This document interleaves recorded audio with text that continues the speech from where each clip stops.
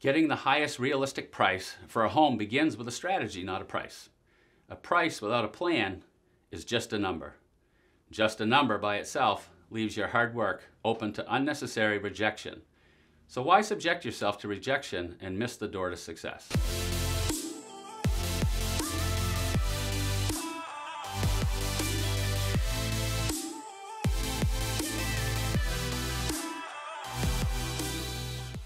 We leverage all sorts of methods to determine what the market might be willing to value a property. But a price by itself is not a sufficient result.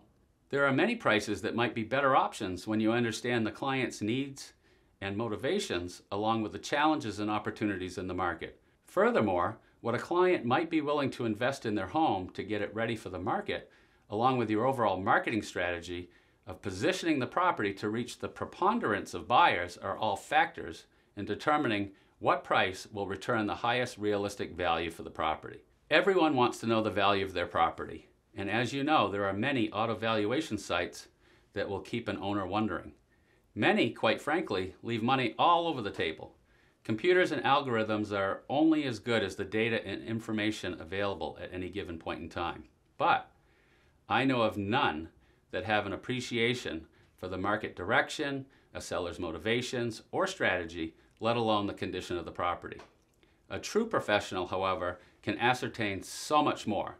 So let's look at 3 strategies and a few examples. Strategy number 1, set a price based on the data available and as close as possible to what you think the property might appraise. It's an analytical process, often resulting in a specific price or narrow range. To do this, we may look at any number of data points, including assessment data, appraisal data, past sales, historical data related to price fluctuations over time, as well as comparing the subject property to other properties buyers might likely have considered or purchased. In the process, we factor in improvements as well as work needed, the location, the direction of the market, absorption rates, functional elements, and the like. It can be as complicated a process as one would like to make of it. I would say we are not appraisers, so let's not act like one. Nevertheless, setting a price based on data is a necessary effort.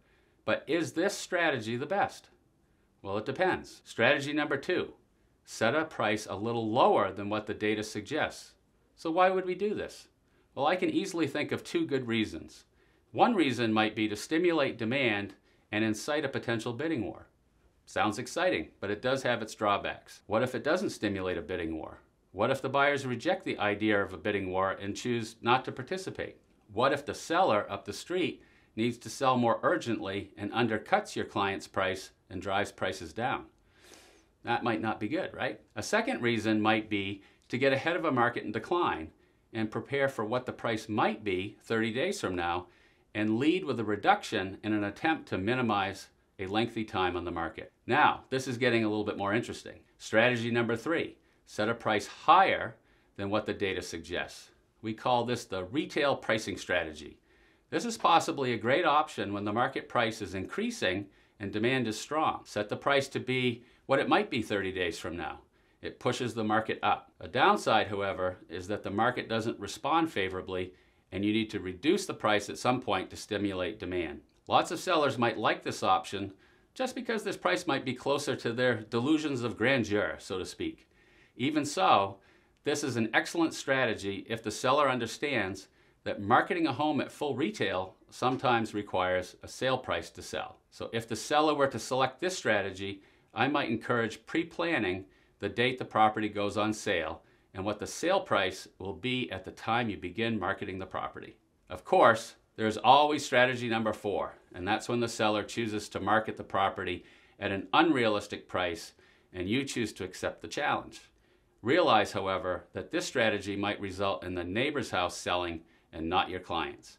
Many times, this results in the seller getting less than the true value of their home in the end. And regardless of the strategy, it is important to have this discussion with your clients first. Their motivation weighs heavily in the process of helping your clients set the right price to achieve their goals. We all have different tolerance for risk and reward. So be sure to give your clients the opportunity to choose how they want to participate in the marketing of their home. It is your opportunity to tell your clients, we don't want your home on the market, We want your home in the market. Getting the highest realistic price is a team effort. Create the experience your clients will love to talk about.